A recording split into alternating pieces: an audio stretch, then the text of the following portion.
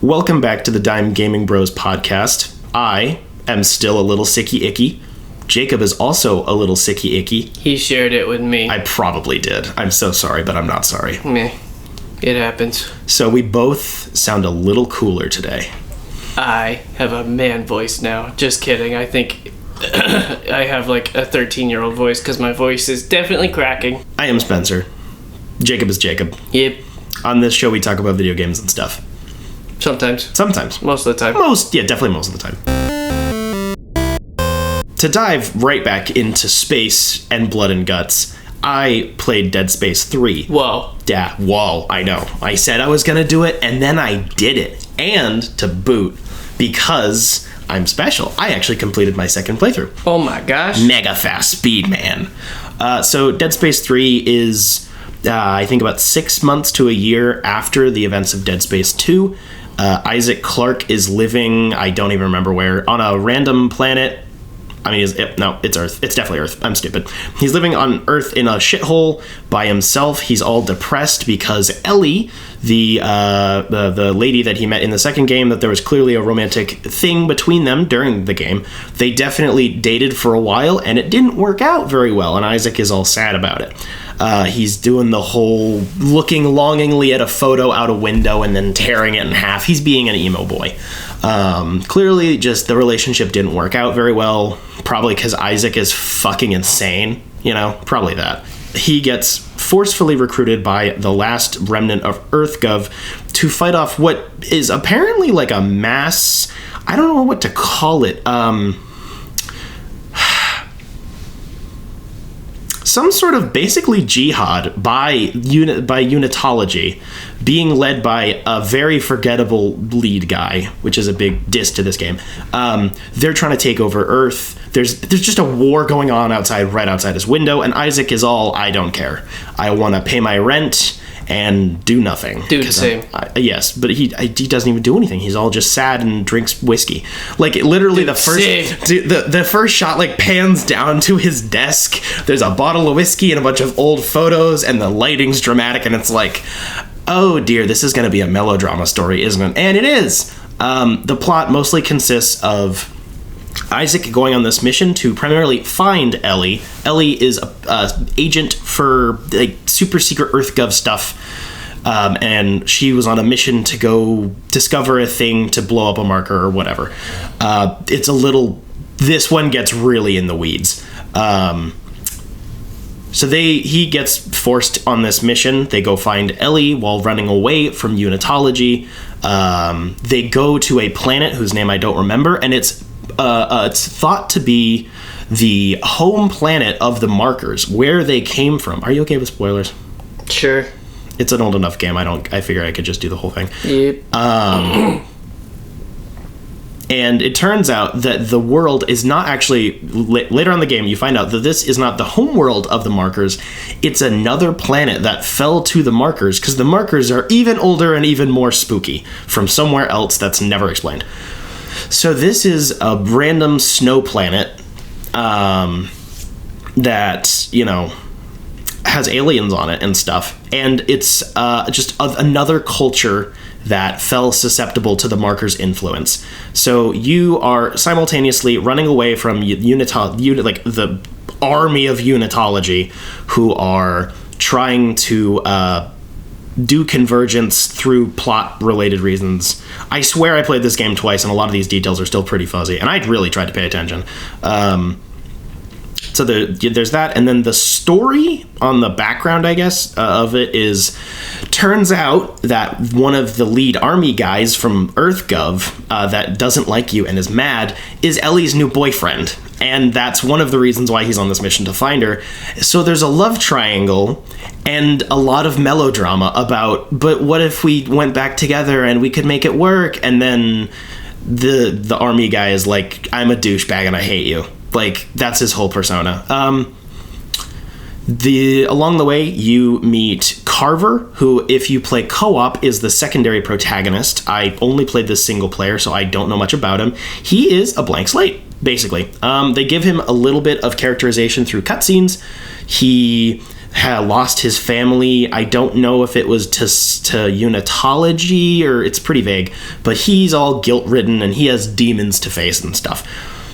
He just kind of appears randomly throughout the game, which is also a big criticism. This game was definitely designed to be played co-op, so playing it single player means that there's probably 25% of it that you just don't have access to, and a lot of that would be like Carver's entire personality and story.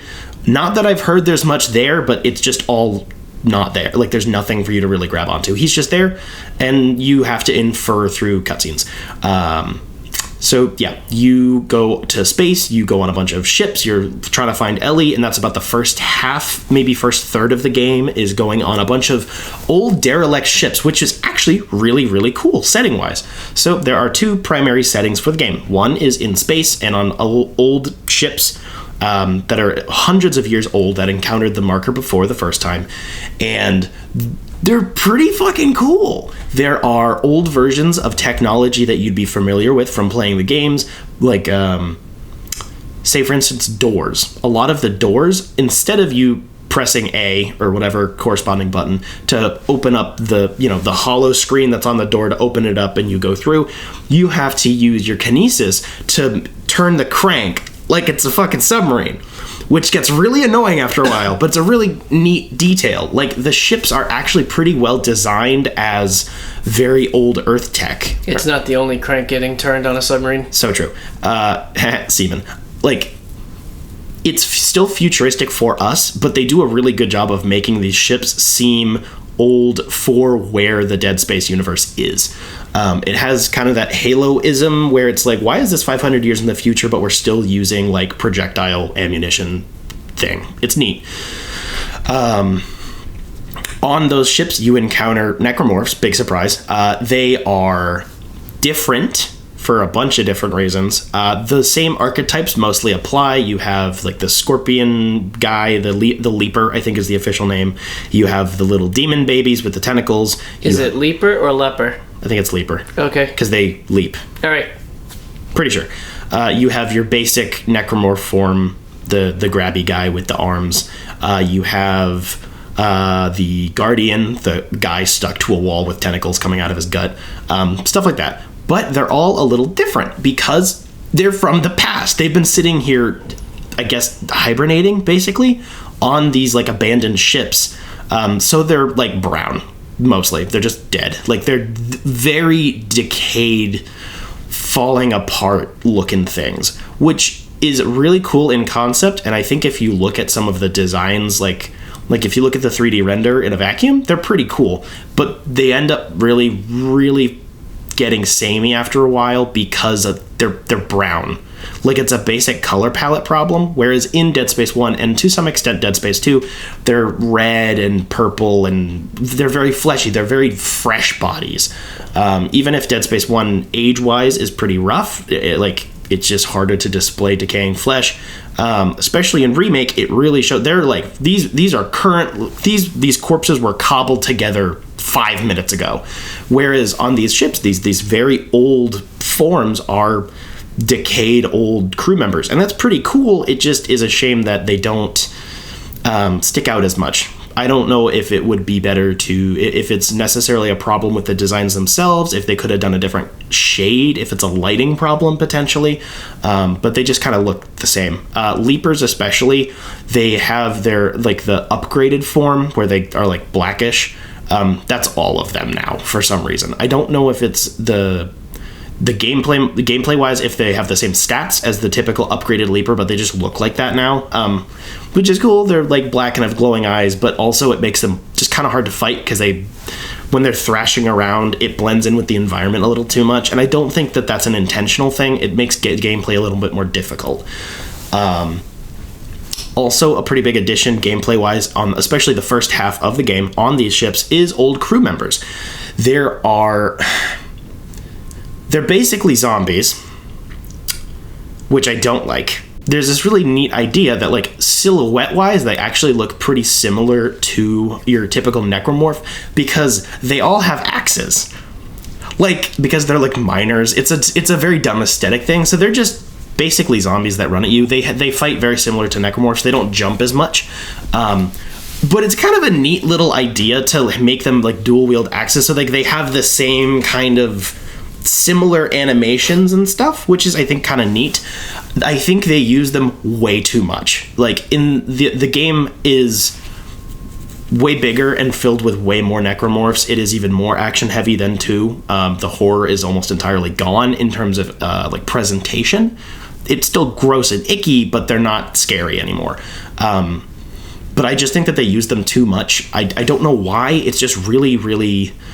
Like, in the opening of the game, when you're trying to escape from Earth, there are all these crew members or, like, security guards or whatever that are getting converted into necromorphs. I just don't know what the in-lore justification for it is, because typically they would turn into regular necromorphs. Like, that's the process. When an infector, it goes, the big bat sucky boy goes down on a corpse and then turns it into a necromorph, they sprout their extra limbs and they do the whole thing. So I just don't know why they made that choice. Maybe your choice to say goes down on a corpse wasn't the best. No, I did that intentionally. Okay. Yeah, the sucky bat things. I don't know. I have mixed feelings about it. I think it was intended to add variety to gameplay, but I don't think it really helps very much. If anything, it feels like we're taking away from the horror of the necromorphs because we're kind of just fighting humans for a large part of the game. In addition to that, especially in the opening and in the final act of the game, you fight a lot of unitology soldiers. They're just guys with guns.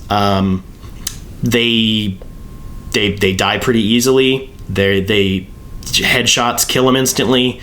It's just they're there. They're like placeholders, which again makes sense because that's how humans die. But in a game that's focused, like the big thing initially was like you got to shoot the limbs and not the head because it's like a unique gameplay mechanic. It does really detract from the experience because then you can just whip out the Gatling gun and just get, and they're dead. So it kind of takes away from that, which is lame.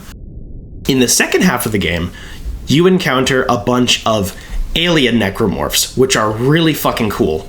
The gameplay is almost identical, like animation-wise, it's pretty similar, which is a little lame, but the designs are really cool. This other species of whatever they are like, kind of like the creatures from A Quiet Place. They're what's the term? Not crustaceans. They have exoskeletons. What's the term for that? They're bony. The fleshy bits are inside the bones. Yes. Fuck, you know what I'm talking about, though. I don't remember the distinction, but like they're spindly and they have big bone protrusions and stuff, and that's pretty cool. They look really cool. They're designed well. They provide a bit of a difference in gameplay. They do get a bit repetitive in design. I don't think they made enough variety of them, but they're a nice way to spice it up at the end because you're in the core of this alien planet trying to turn off the machine that'll make the convergence happen everywhere or whatever. My big bony protrusion will help spice it up at the end. That's true. The end is also the beginning when it comes to you, though. Oh wait, no. 3 seconds has a beginning, middle, and end. So that's fair. Never mind. I was too harsh. So that's really cool. I think they're just designed really well. The little baby crawler thingies that have the tentacles that pop out of their backs in the whole game are actually these aliens, and you would know if you look at them carefully. They're not fetuses with tentacles. They look weird. I think it's just the age of the game makes it a little hard to tell what's going on with their design, but it's a cool setup, I guess, to the fact that there are other species in this game other than humans and necromorphs. So that I think that's pretty cool. The boss fights are shit. They're a lot. If Dead Space 2's boss fights were fine, Dead Space 3's are pretty shit. They're very, very repetitive. More repetitive than 2's even. There's an indestructible creature. I don't remember what it's called. I don't care. A big scorpion type thing, big as a house. And you fight it like 5 or 6 times in this game, and it always runs off instead of dying until the end. The way you kill it is pretty cool. You use like a repelling grappling mining setup to rip it apart, which is pretty cool. But it's like Alien 3 kinda?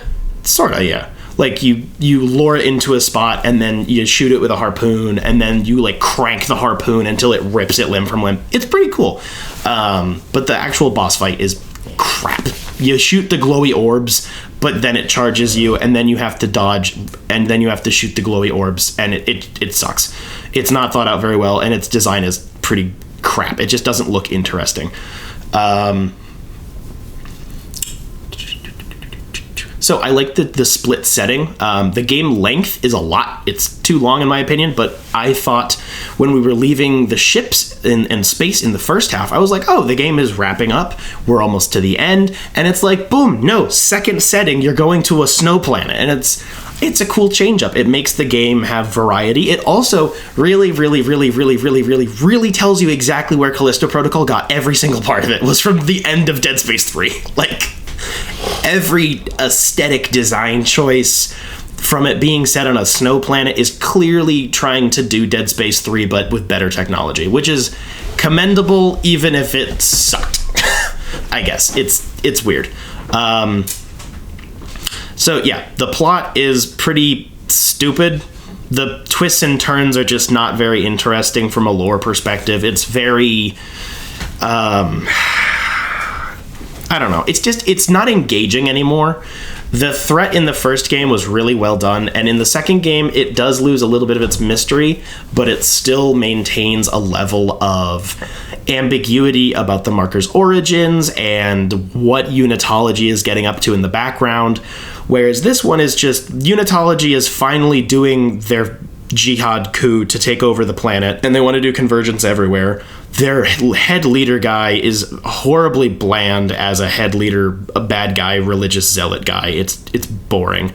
The story interpersonally between the characters could have been interesting about like lost love and, you know, screwing up relationships because of your own problems, not just growing apart, and like how that impacts a person. I think that some of that is very interesting, but they just kind of turn it into a melodrama and make it a love triangle for no real reason.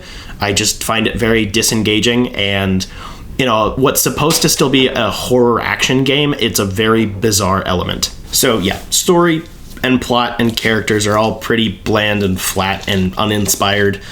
There's definitely some background lore. Like, I think the big whiteboard with the yarn that they had when they made this was probably really interesting. Like, I want to read the Wikipedia, but I don't think it makes it engaging in the actual game. There's a massive shit ton of text and audio logs, and they're all pretty unengaging on that front. Jedi Survivor has been awful for that. Like, I finally hit halfway yesterday, and like, oh my gosh, it's like 600 entries at like halfway. Woof. It's been terrible. I've been meaning to look up like how many there actually are. Eesh. So yeah, I think it was definitely thought out well ahead of time, but in combination with some other things that I'll get to in a minute, I think it got lost in translation, and I think probably what the publisher wanted this game to be differed from what the devs wanted, and maybe the devs just had some bad ideas that they should have hammered out some more. It was also rushed out pretty quickly after Dead Space 2, from what I can tell. The graphical differences are pretty minimal. There's definitely more texture and more lighting. The lighting was definitely a big upgrade, but there's a lot of asset reuse as well. I think that might be one of the reasons why they have you go on ships, is because they can reuse like the skeletons of the previous locations pretty much. There's a lot of repeated locations in the spaceships that you go to. There's multiple spots where I'm like, I swear I've been in this corridor before, or this like radio communications room, and I'm on a different ship than I was before. Like, it gets a little samey, which is kind of sad, because it is a really cool setting of like all these old derelict falling apart ships that nobody's been on in like 200 years. The snow planet sections get extremely linear, which I don't appreciate. It just gets a lot less interesting with how all that progresses. There's a lot of repelling sections in the third act, or the end of the second act, and I fucking hate them. One, the camera angle is skewed. So, you know, big gamer problem. You know, when you do a section and like a cutscene, like an interactive cutscene, and the camera angle is facing one way, and when you don't know whether you should use the thumbsticks to point the character in the direction where they're facing or where the camera's facing. And I have that problem in the repelling sections, whereas you should be using the controls from Isaac's perspective, but the camera is Dutch angled and off to the side. So like, this is weird because you love Dutch angles in movies when they're useful, but not in gameplay. It's annoying. I think it's partially intended to give you some of the scope of what you're climbing and so you can see obstacles ahead of time, but it really, really detracts from the experience. It's just really janky. The loading animation for getting the repelling system up is obnoxious and takes forever. It's unskippable. The way you have to jump over like holes in the walls and stuff just barely works. The amount of times I had to redo repelling sections or I rage quit on them is high. I think it's the only part of the game where I would end my session in a bad mood, was doing that. The rest of it was pretty milquetoast, but those sections pissed me off royally. The only, I guess, exception to that is the final one. Instead of rappelling up, you're rappelling down very quickly. It's a chase sequence, and you have to shoot necromorphs while you're going down the wall. I think that one works a lot better, just because I think it's more gracious with like its hitboxes and like foot detection on the wall. It just feels more polished. Like I said earlier, presentation-wise, most of the horror is gone. There's a handful of really crappy jump scares, there's one right in the beginning of the game that's just dumb. A lot of the psychological elements have been removed, partially because Isaac is supposed to not be like completely cuckoo crazy. He's just supposed to be depressed and stupid. And I like that. That was one of the things about Dead Space. I loved what it does both. It has physical horror. Not both. It does more than it has cosmic horror. It has physical horror, and it has psychological stuff. And Dead Space 2 retained a lot of it, even if it had less, I would say, of the like eldritch horror. There's a lot less of that. 3, there's no real hallucinations or flashbacks or anything like that stick out, which is lame. That's something I really liked about the first game, and I did appreciate that 2 stuck with it for the most part, especially because the final battle of 2 is like basically a hallucination sequence that you fight. It's just weird. I think the primary reason for that is because in the end of Dead Space 2, you basically kill Nicole in your mind, which means that you no longer are traumatized by that. But I just think that makes 3 have less material to work with. I think that they should have come up with some good impetus for that. Isaac is necessary because, he's the destroyer of the markers and whatever. He has all these keys in his head, but they don't really show them off in any interesting ways, especially from a horror angle. He's just kind of there, and he's pretty passive in terms of plot stuff, which is impressive, especially in comparison to Dead Space Remake, where they make him an extremely active protagonist, where he's like, go here, do this, fuck you, I'm gonna do this. And I think 2 has a decent level of that, but 3 is like very... He feels passive in Dead Space 1 because he's a hollow person, and that's the gameplay mechanic. In 3, he has a persona, and they just don't use it. So it feels insulting. I think is a good way to put it.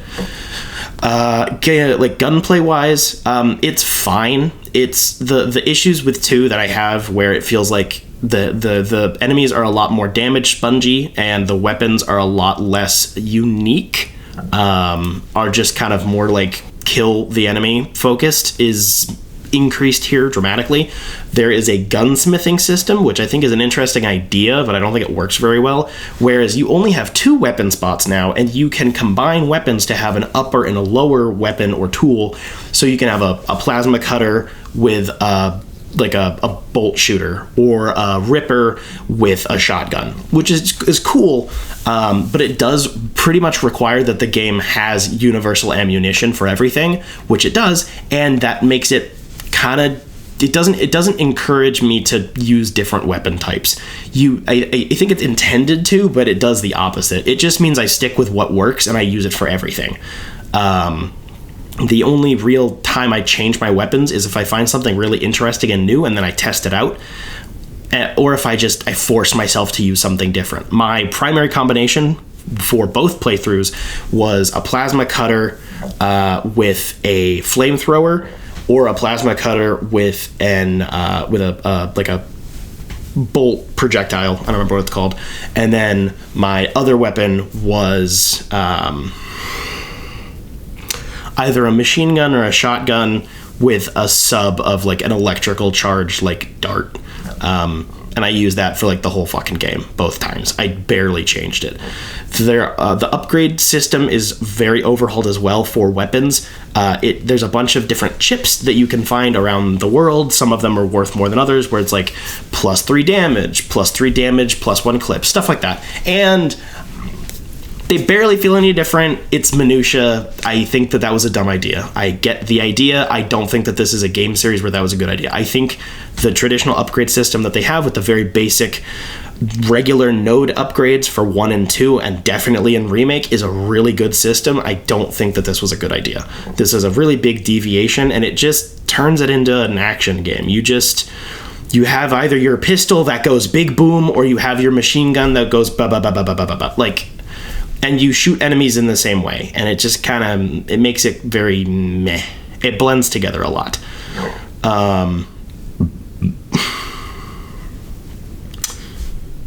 Also in presentation, the soundtrack is really good, but it's used pretty poorly. Same problem with 2 to an extent. The tracks are really cool. They're very grandiose when you encounter, a new monolith or whatever, and sometimes they're kind of spooky, but they're just not utilized well. They don't transition very well between each other. It rapidly changes tone very quickly between cutscene and action and stuff like that. It does have a banger of an end credit song, though, to be fair, so that was pretty cool. The gunsmithing system also introduces microtransactions. 2 already had plenty of them. They were mostly new skins or new gun parts. It wasn't great, but I didn't feel like it was really cheating me out of anything. Dead Space 3's store is huge. The amount of upgrades that are locked behind it, unique weapon blueprints, it's bad. If you act like it's not there, the game still plays fine, but it's really hard to ignore it when every time you load the game up, it asks you to put in your code to access the online features, like every time. And the servers aren't up anymore, so the fuck. That's dumb. Again, also requires an online pass. Like, you have to pay to play online co-op. The fuck. I'm assuming couch co-op works fine. I have no knowledge of that. At some point, I would like to do couch co-op. I think it would be fun to do those side missions with Jacob. Yeah, we were gonna last weekend, but it didn't work. Yeah, I do think that there is definitely value in that. And I don't think making it a co-op game is inherently a bad idea. But I think... I think you should have done the... Make it's Isaac Clarke 1 and Isaac Clarke 2. Don't do we need a new character, but we don't have time to develop them or anything. There's just magically 2 Isaac Clarkes, deal with it. Like, I feel like that's a better system for a lot of themes, and I think that would be fine. There's two Master Chiefs in the room. Who cares? The end of the game is ambiguous and not in a very positive way. It's very...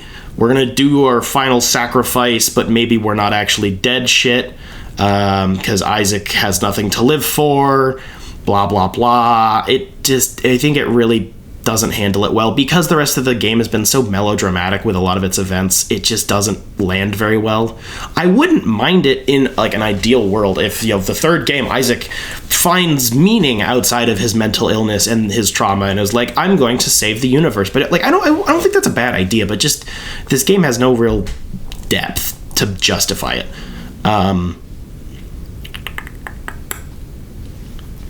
Yeah. Big L on... real quick.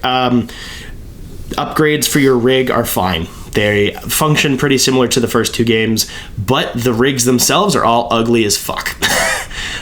When you finally unlock like the legacy like Dead Space 1 rig, it looks good, it functions fine, but that I believe is unlocked on New Game Plus or some arbitrary collect most of the collectibles or whatever. You do change rigs throughout the game in some sections. It's like, oh, you need the snow rig because it's too cold outside.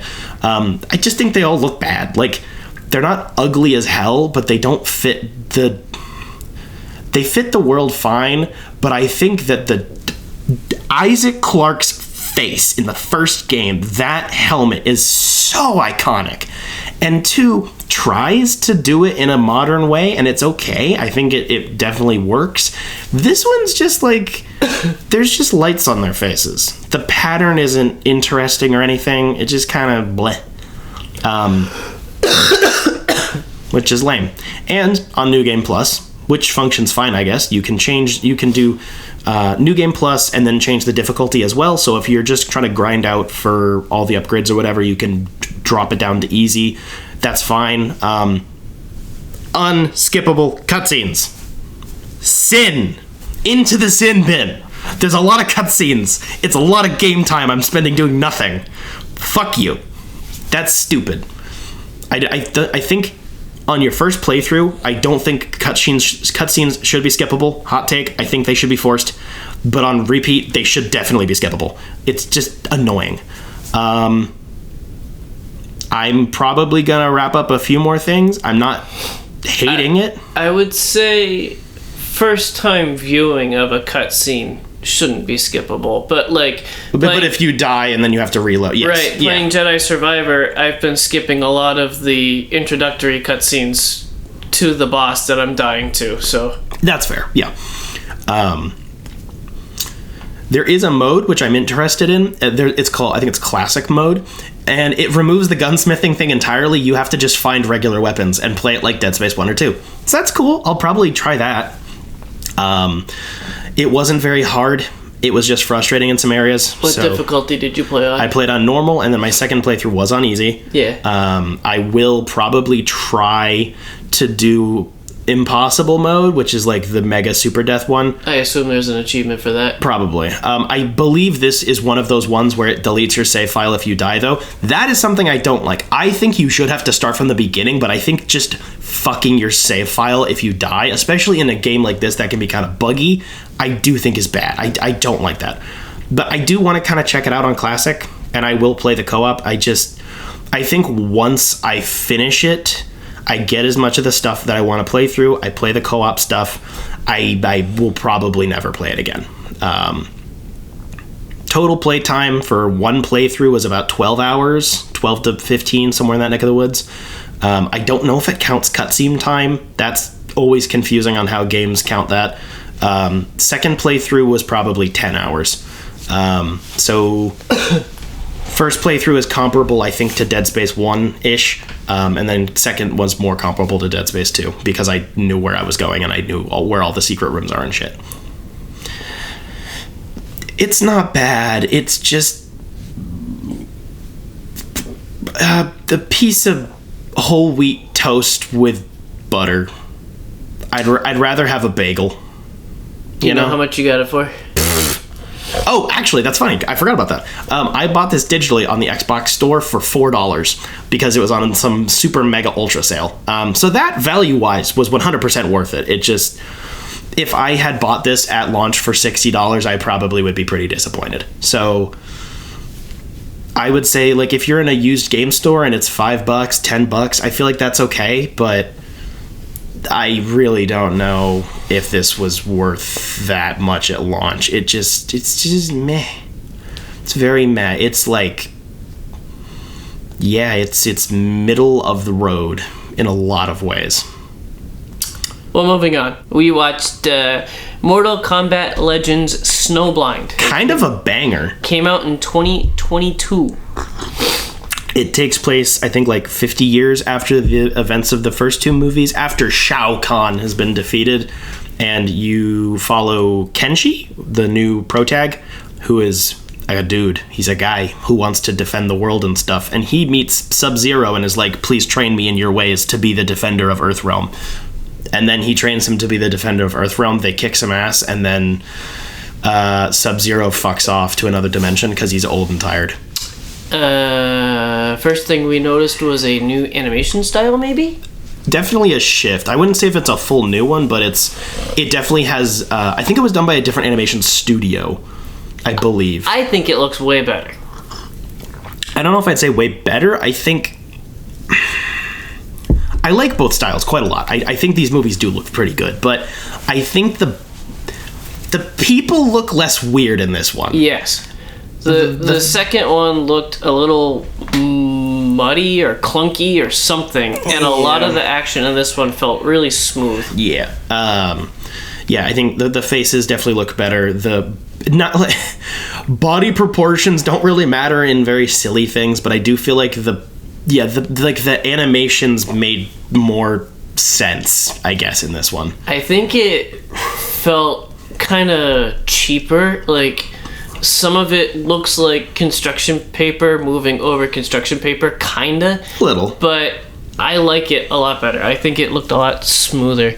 There was some weird mixture in the animation style, though. So, like, you'd have the construction paper moving, and then all of a sudden you'd have what looks like a completely different CG thing like come onto the screen, and it was like, what the... It just moved different, it had different coloring, it looked really weird. It has anime problems, unironically. That's kind of where I'd put it. Yeah. I think the setting of this one's pretty cool. Basically, after all the events of the past, the Earth realm is like fallen to shit, and it's like feudal lords again. The main antagonist of the movie is Kano. He's all old and grizzled and still a dick. I just think it's more interesting. I think it did itself a lot of favors by going 50 years into the future and doing something completely different. I think that was just a huge step up. I think normally I don't love that as like a third entry. I like it when trilogies are more cohesive, but I don't think this is actually a trilogy. Though. No, it's that's just what I was about. Movies. That's what I was gonna say. Is yeah. I think 2 is definitely a direct sequel to 1, but I think 2, it kind of Last Jedi's itself, where it kind of ends the conflict by the end of the movie, so it's like there's no real room for another one, right? Which I didn't love about that. It felt very rushed in Battle of the Realms, or Battle for the Realms, or whatever the hell it was called. But I think in the situation that they had, I do think this was a really good idea. It also means that the world looks different. There's a different aesthetic. There are different characters. It allows you to introduce a bunch of different characters from the series. I don't know the actual game lore that well, but I think this pulls a lot of stuff from the side games, from what I could gather, and probably 11, I think. Maybe. So I think it was really cool for that. It feels like Mortal Kombat, and it does have a lot of Mortal Kombat characters, but it definitely felt less fan servicey. Not that I minded any of the fan service in the first 2 movies. I like when it's like, wow, look, it's the guy. I usually don't like that. I usually think that that's bullshit, but I don't know. It's a dumb fighting game movie. Right. That's fine. And it's fun. Yeah, but I think this one was a lot more... It felt more like a real story. It felt a little more... Not effortful necessarily, but like they actually wanted to tell a story about something other than going through the motions of like, wow, look, Scorpion's mad because family dead. They changed the X-ray shots or X-ray kills or whatever, and I liked it. You didn't. I argue that these new brutalities, I guess, are more visceral. Like they're ripping spines out of backs, and you see just the effects of that. And I thought it made the movie more cohesive instead of slow-mo, very high contrast colors where you can see like the bones being ripped from the skeleton. I don't know. I like the change. I have mixed feelings on it. I think it looks really good. I think it fits in more with the presentation because it's not. Also, you have Snyder brains. You like the slow-mo shots. Yes, but I think it's because in the first 2 movies it feels more gamey, because that's what the games quite frequently do. They do you could, oh my gosh, look at you, just shattered his kneecap, holy fucking shit, which is fine in a video game, but I think it definitely fucks with the pacing of fights. Right. And I do think that this flows better when it's like, it just shows you them ripping the spine out in the same animation style, they just do it. I think I've come around on it the more I thought about it. I like the flash of it in the other ones. I think maybe in the tournament setting, I think it's cool because the tournament setting is already artificial, so you can fuck with the fights however you kind of want. It already feels like a playbook, like a play set. But I think in this, where it's more like a story, I do think it works better for the movie. The music in this one was also really good. It stood out quite a lot. They didn't use the Mortal Kombat theme as much, but it was good. I liked the music was work. It did good music thing. It didn't feel like stock direct to VOD animation music. The further we go into these, the more I cringe and roll my eyes when Scorpion says, "Get over here." It's like, ugh, come on. Like, you don't have to say it every time. Which is funny because you're more of a Mortal Kombat fan than I am, I think. I don't know. Maybe it's just camp that isn't hitting me. I'm not in the mood for it, but I don't know. It might just be because we're doing so much of it next to each other, too. On the bright side, the fourth one is a prequel that's only about Johnny Cage. I'm very excited for that. I have no clue what reception it got. I only saw the poster. I didn't see a trailer for it. It just dropped out of nowhere. And also, Johnny Cage is going to be in the second live-action one, played by Carl Urban, so that's cool. That's even more exciting. What did you play, my good sir? Resident Evil 3 Nemesis was originally released in September of 1999 for the PlayStation 1, PC, Sega Dreamcast, and the Nintendo GameCube. I love the GameCube. The Resident Evil 3 Remake was first released in 2020 and is available for the PlayStation 4, 5, Xbox One, and Series PC, Amazon Luna, I don't know what that is, and a cloud version is available on the Switch. I didn't know that 3 originally had a subtitle. Yes. Huh. I don't think it actually has a number. I think it's Resident Evil Nemesis. Weird. I think. I love learning things from you. You're so smart. It was developed and published by Capcom. The story. The story starts with Jill Valentine moping around her apartment when suddenly she's attacked by the Nemesis. He chases her through the apartment building, literally breaking through walls and floors, until she finally loses him outside. She finds some STARS operatives that need their train turned on from the train office. They're like, we're on the train, but the train's not running. It's been derailed or whatever. It's been shut down. So you gotta go to the office and turn it on. So Jill volunteers to find the computer that turns the train on. She makes her way through town, solving a few, like 2 or 3 puzzles, and on her way back to the train is attacked by Nemesis again. Am I stupid and don't remember, is the Nemesis a character that was introduced in 2, or is this new? New. Okay, it's new, I'm just dumb. This time he pulls a rocket launcher out of his ass, but it's okay, his launcher has a laser pointer on it, so Jill has a warning of which way to duck at the last second. Oof.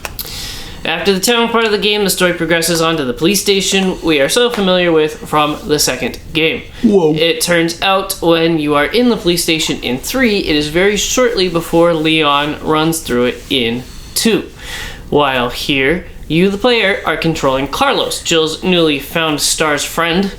Playing as Carlos feels different because he has an assault rifle, not a small pistol like Jill. More on this later, but for now, Carlos needed some info from the STARS PC in the police station. I didn't realize that these games were set so close together. Meanwhile, Jill has another boss fight with the Nemesis. This time he's starting to evolve and is behaving more like an animal, running on all fours and climbing a tower like King Kong. At the end of the fight, he infects her with the T virus or some other virus. I don't remember. One of the viruses. Carlos finds her, drags her to the local hospital where he finds an antidote for her. What a coinkydink. While Jill was out, the US government announces that it's gonna nuke Raccoon City because it is so overrun with zombies. After getting the antidote, Jill wakes up shortly before the nuke. It turns out there's an umbrella lab under the hospital. Here, Jill makes a vaccine for the zombie virus, but encounters Nemesis one last time. And, in fact, I think I missed one where he has a flamethrower. Nemesis has evolved to be the size of a room. He's just a big pile of sludge. I think I saw you doing that fight on stream, I think. So Jill uses a railgun that's conveniently in the same room to finally kill him dead. After this, she encounters the actual villain of the story on the roof. I don't remember his name. This part was so underbaked. Where they struggle, all in a cutscene. The vaccine is destroyed, and Jill flies away in a helicopter seconds before the nuke destroys the town, trying to figure out how she's gonna make a vaccine again. The visuals are mostly the same as the other recent games. Resident Evil 2 Remake, RE7, Resident Evil 7, Resident Evil 8, because they all use the same engine. However, while I'm on a bad entry in the series, I'm going to add to the hate boner because I remembered while playing this game that the engine isn't perfect. Fire physics are kind of ass. The animation looks wonky, almost like that one animation is running at a different frame rate than the rest of the game. It's blocky and it moves weird. It's kind of slow. When playing Resident Evil games, I usually take my time and try to move tactfully. I have found that if there is an enemy, say at the end of a long hallway, that enemy is definitely moving at a different frame rate. My educated guess is that there's some sort of method to the game loading the world in and out at a certain distance from the player, so when there's a long distance, like that hallway, that enemy is sort of in limbo to give the engine stronger computing power for things close to the player to make it look pretty. While cool, it makes most of these games run and look really good. It's not very good when you get glimpses under the hood like that. There's specifically one hallway in the police station that has a window that zombies break through and kind of hang out there. It's close to a safe room. And it looks like doo-doo. Yeah, when they break through and when they're pacing around at the end of that hallway, they're moving so slowly that it's impossible to shoot them accurately. Otherwise, it's standard RE engine fare. Nemesis looks grisly and cool, kind of like a sick version of a Terminator. Levels look good and load in well. I rarely, if ever, had any pop in. Sound design, I cheated and wrote ditto. Like, it's the same fare. Guns sound different and cool. Zombies sound sick and cool. Yeah, you get a lot of warnings about like what's in a room when you just stop and listen. Gameplay. Oh boy. When I wrote out my recap of the story, I had to make notes about the gameplay so I could keep these sections different. I used like that notes feature in like the Google Docs to have like a sidebar of thoughts. My complaints start from the very beginning. The game opens with a very basic difficulty select and then jumps straight into the game. There's no character select, there's no minor options like subtitles, nothing. It was very jarring. Nemesis attacks Jill in her apartment for no reason. Nemesis's actions are piss poorly explained, if ever at all. Most of the chase scenes, especially the opening one, is 90% holding the stick forward and watching Jill stumble towards the escape. While they aren't technically a QTE, a QuickTime event, they might as well have been. It would have been more enjoyable to have a nice looking cutscene. Nemesis literally just growls stars. Like, that's his motivation, is like he kills stars. What people. The fuck? The town map in the OG Resident Evil 3 was gigantic. It took a couple hours to play through. The version of it in this game is extremely small. Literally 2 sections of street with a small connector in between. Having played through it once, I could probably run through that section in, I don't know, a half an hour now. When Jill gets the train going and is trying to return to it, Nemesis attacks with his rocket launcher. There is so much bullshit in this section. Nemesis can jump crazy heights and lengths to block Jill's way. It feels like the developers made this possible in this one section to slow down Jill's progress. It feels like the worst kind of padding. It's literally just a fuck you. You can't go this way. Take the long way. Jeez. It felt like there wasn't a good reason to go back to the police station, unlike in the original. OG Resident Evil 3 was slightly confusing at a slightly confusing edition because it is PD before the events of 2 and logically adds to the story, like how walls are destroyed. You see the destruction in 2, but in 3 you can see that it's literally Nemesis walking through it, chasing you through the wall. So, did you play the original version recently, or you just... I did a lot of research to find out... Why weird? I'll get to that. Okay. Remake, the police department is a very cheap copy... Remake, this section is a very cheap copy of the original 3 for like no reason. It doesn't add much to the story really at all. It's just wasted time. It's very frustrating playing as Carlos because the enemy count is clearly like tripled, almost certainly because of his assault rifle. This makes playing with a higher powered weapon feel like even slower progression because there are more roadblocks. It's just padding. It's bad game design. The Nemesis fights are annoying. I felt annoyed every time he popped up, not scared. The flamethrower boss fight is literally just running circles on a rooftop and shoot him until he dies. In the next fight, where he's King Kong, there's a gimmick to it. I had to do this like 2 or 3 times because I didn't know what the gimmick was. I knew there was something that I was missing because he kept doing the same animations, but I'm like, I don't know what you want me to do. The final fight was super easy. The game literally explains what to do a couple different times. There's notes that you pick up or whatever, and it makes what should be the climactic fight feel like a fart. Oof. At the end of the game, you get the customary rating on how you did, and then you're brought to the main menu. Depending on how many challenges you completed, what difficulty you played on, how good of a rating you got, and a bunch of other things, you get points you can spend in the store, in the menu, to unlock alternate costumes, weapons, and other things. Obviously, this encourages replays.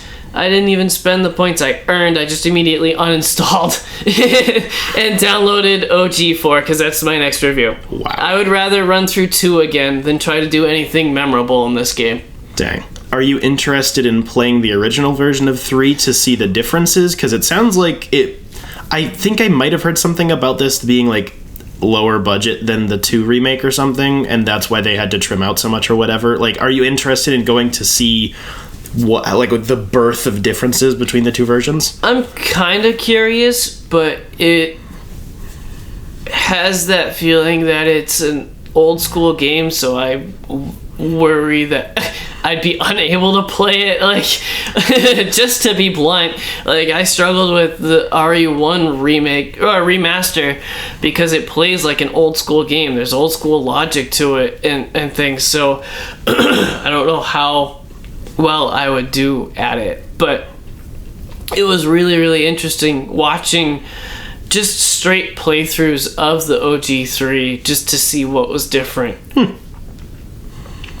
In closing, I played this remake with no experience with Nemesis with 3 at all. I didn't know anything about the story, the characters, the reviews, nothing. I knew that the fan base panned this one, and that was it. I didn't know why. After completing the game, I couldn't easily put to words what I felt. I just knew that it felt hollow. It was missing the sauce. And is that a Spencer reference to last month? Holy shit. No, it's just, that's how I felt. It was missing the sauce. But I couldn't explain, like, what kind of sauce. If it was spaghetti sauce or chocolate sauce. Like, I don't know what it's missing, but it's clearly missing something. I then did a bunch of research and I found out that this game is extremely hollow. It's embarrassing how much the original game outshines this one 20 years later. Almost everything in this remake was cut very short, excluded, and or neglected. Before my research, I felt annoyed at having played kind of a boring game, and after my research, I was upset that I had given my money to the Kmart special pirated copy of Resident Evil 2. Oof. Youch. I got this game for $15, and I don't know if I'll ever play it again. Dang. That's rough. Do you guys remember Kmart? Are you old enough for that? Do we have listeners? And are our listeners old enough to know what Kmart is? What about Sears? Remember the Sears catalog? Yeah. That bitch was fat. It was kind of boring because it's mostly appliances, but yeah. And a lot of tools, too. Like, yeah, I wasn't do you need a wrench? I wasn't into that shit yet. What size wrench do you need? Correction, I'm still not into that shit. There's 6 pages of wrenches. And that's just the Craftsman ones. There were so many things. Like, my review doesn't cover, like, what's different between the two. It was cool doing all the research to find out, like, how cool the original 3 was. Fans love fighting Nemesis in the original. Like, he's a fun design, and he's horrifying and cool. There's, like, choices that you can make in certain areas. It wasn't great. It wasn't a good choice system, but it's still kind of added to the game. Like, there's one time Nemesis pops up, and it's like, are you gonna stay and fight him, or are you gonna run away from him and into the police department where it's safe? He chases you through the police department in the original, and he doesn't in the remake at all. That definitely smells like budget. Yeah. Oof. So like I was saying, in the original games, there's a wall in the bathroom that there's a hole in it in the wall in the second one, and then in the third one you find out it's because he breaks through the wall and is chasing you. And then in this one, in the 3 remake, you just put a block of C4 up to the wall and blow it. Wow. Like, that's lame. It's so lame. Weird. Dang, that sucks. So you had more fun researching it than you did playing it. Yep. That's not a good sign. My condolences. What are you playing next month? OG4. OG as in, like, the ported version of the original 4. Because you're playing on PC, right? PlayStation. Ah. Apparently there's 5 chapters, and I'm halfway through the second chapter right now, so doing good. Nice. Yesterday when I streamed, I feel that I'm pretty close to where I left off the only time I've played it. I have, like, 1 boss fight left, and then I think that's really where I left off, so... Damn. I've saved Ashley. That's some solid progress. Next month, I am going to be talking about Alan Wake and Alan Wake Remaster, because I am an idiot and I keep doing this to myself where I want to compare the 2 games, which means I have to do double the work. Double the work, half the conversation. Yeah. No clue what other thing we're going to talk about next month. We'll figure that one out when we get to that bridge. I kind of feel like I should take a break in between the 2 4s, but I don't know what to do it with.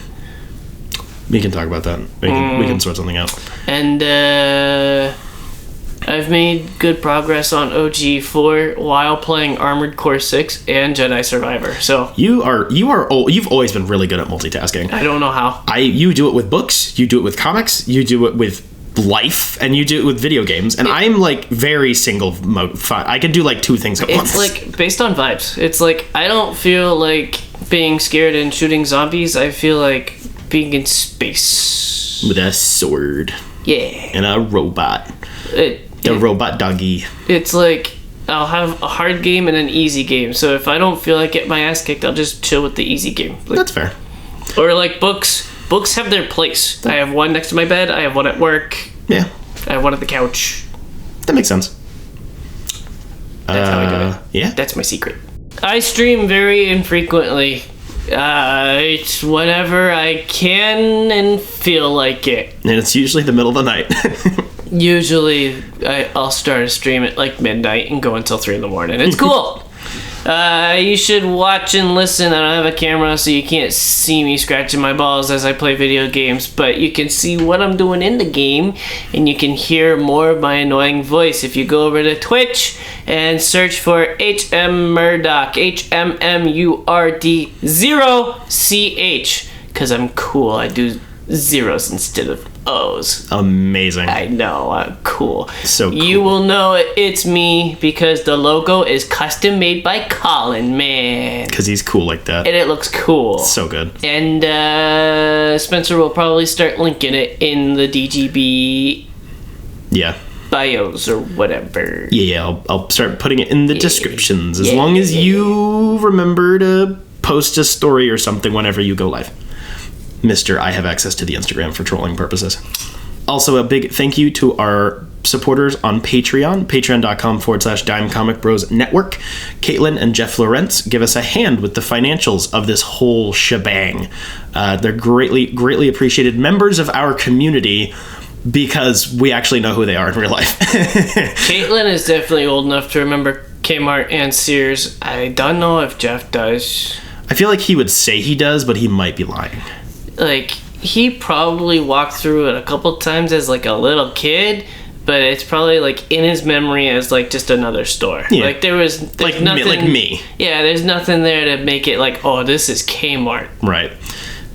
They get a whole bunch of cool stuff over on Patreon, including access to a bunch of cool stickers, bookmarks that Colin designed, which are really freaking awesome, exclusive access to happy hour segments, where after most of our podcasts, we crack open a beer, talk about random bullshit. Sometimes it's work, sometimes it's life, sometimes it's podcast stuff. You never know.